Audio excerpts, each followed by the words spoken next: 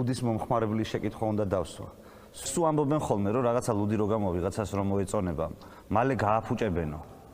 ხო და აი თქვენ გეცოდინებათ ლუდის წარმოებელი ხართ. ამ თქმულებაში რა არის მართალი და რა ტყუილი? აი მე გეტყვი.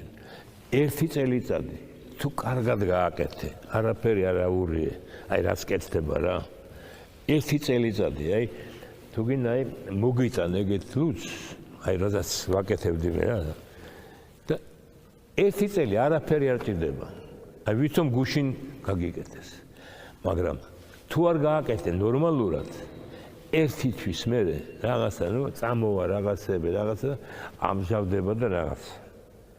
ხო და აი მართალია, როცა საქართველოში ამბობდნენ, რომ ახალი ლუდი რო გამოდიოდა, ცოტა ხანი კარგი იყო და მერე აფუჭებდნენო. ეს მართალია? ძალიან ბევრი ფუჭდებოდა. ძალიან ბევრი. აი იქ ევროპაში კარგს აკეთებენ, ვერ იტყვი.